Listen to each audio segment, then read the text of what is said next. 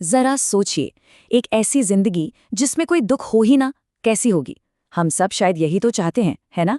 पर 1966 का एक लेख कुछ बिल्कुल ही अलग बात कहता है। वो ये कहता है कि दुख से डरना असल में हमें कमजोर और कायर बनाता है। चलिए आज इसी बात को जरा गहराई से समझते हैं। तो सवाल एकदम सीधा है, क्या सिर्फ खुशी की उम्मीद रखना, सिर्फ सुख चाहना गलत है?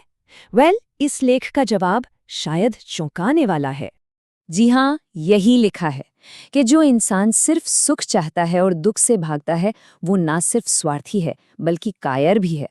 अब ये बात सुनने में थोड़ी कह सकते हैं कि कठोर लगती है ना, पर ये हमें सोचने पर मजबूर तो जरूर कर देती है। और देखिए, ये लेख इस डर को कोई मामूली चीज नहीं मानता। मतलब इसे सिर्फ एक कमजोरी की तरह नहीं देखा गया, बल्कि हमारे चरित्र पर लगे एक धब्बे की तरह बताया गया है। ये तो बहुत बड़ी बात हुई।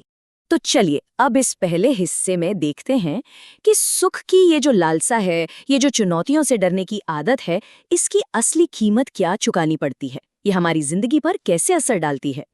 देखिए, होता क्या है कि जो इंसान मुश्किलों से भागता है वो बहुत आसानी से निराश हो जाता है, हिम्मत हार जाता है। फिर जाहिर है जिंदगी में कुछ बड़ा हासिल करना तो दूर की बात हो जाती है। और तो और कई बार तो एक सामान्य, एक नॉर्मल जिंदगी जीना भी मुश्किल लगने लगता है। अब आते हैं एक ऐसी सच्चाई पर जिसे हम कड़वी सच्चाई कह सकते हैं। एक ऐसा नियम जो किसी को नहीं बख्शता, और वो ये है कि दुख वो तो जिंदगी का एक अटूट हिस्सा है, हर किसी की जिंदगी का। मतलब साफ साफ कहा गया है कि दुनिया में ना तो कोई ऐसा इंसान कभी हुआ है और ना ही कभी होगा जिसकी जिंदगी में सिर्फ सुख ही सुख हो। ये सोचना कि कोई दर्द से पूरी तरह बच सकता है, ये बस एक वहम है, एक भ्रम।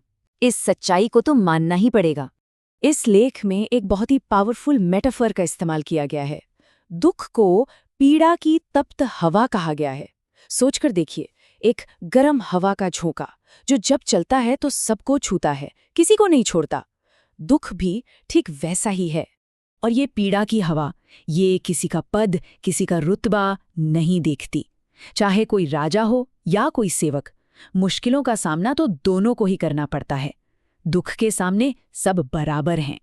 और सिर्फ पद ही क्यों, यही बात ताकत पर भी लागू होती है। कोई कितना भी बलवान हो या कितना भी निर्बल, जिंदगी की मुश्किलें तो उसे भी झेलनी ही पड़ेंगी। हमारी शारीरिक ताकत हमें दर्द से नहीं बचा सकती। लेकिन एक मिनट, ये जो दुख या दर्द है, ये क्या सिर्फ एक ही तरह का होता है? नहीं, इसके कई अलग अलग रूप हैं, कई चेहरे हैं, और ये हमारी जिंदगी के किसी भी हिस्से में दस्तक दे सकता है। तो देखिए, ये है वो 5 चेहरे। पहला, शारीरिक कष्ट, मतलब शरीर का दर्द। दूसरा, मानसिक वेदना, यानी मन की बेचैनी। फिर आती हैं सामाजिक कठिनाइयां, जैसे रिश्तों में दिक्कतें। चौथा है आर्थिक अभाव, यानी पैसे की तंगी। और पांचवा, आध्यात्मिक अंधकार, जब इंसान अंदर से बिल्कुल खाली महसूस करता है। हम सबने कभी न कभी इनमें से कुछ न कुछ तो झेला ही होगा, है। तो अब सवाल ये उठता है कि अगर दुख से बचना नामुमकिन है, अगर ये जिंदगी की सच्चाई है, तो फिर रास्ता क्या है? हमारे पास विकल्प क्या हैं? क्या हम इससे लड़ते रहें या फिर इसे स्वीकार कर लें? ये लेख दुख को एक अनिवार्य स्थिति कहता है। इसका सीधा सा मतलब ये है कि दुख कोई ऐसी प्रॉब्लम नहीं है जिसे हम सॉल्व कर सकते हैं या हमेशा के लिए खत्म कर सकते हैं। नहीं, ये तो जिंदगी का एक परमानेंट, एक स्थायी हिस्सा है। और जब हम इस सच्चाई पर निराश होते हैं या इससे लड़ने की कोशिश करते हैं, तो ये एक तरह से बेकार है। ऐसा करके हम असल में दुनिया के जो बुनियादी नियम हैं, उन्हीं के खिलाफ एक तरह का विद्रोह कर रहे होते हैं।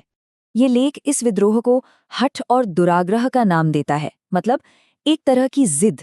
ये ठीक वैसा ही है जैसे कोई हवा में उछलकर ये जिद करे कि वो वापस जमीन पे नहीं आएगा। ये एक ऐसी लड़ाई है जिसे कोई कभी नहीं जीत सकता। तो आखिर में ये महत्वपूर्ण सवाल हम सबके सामने आकर खड़ा हो जाता है, दुख का विरोध करें या उसे स्वीकार करें। अगर दुख जिंदगी की एक हकीकत है, तो हमें क्या करना चाहिए? क्या हमें एक ऐसी लड़ाई लड़ते रहनी चाहिए जिसमें हारना तय है, या फिर हमें इसे स्वीकार करना और इसके साथ जीना सीखना चाहिए? ये सोचने वाली बात है।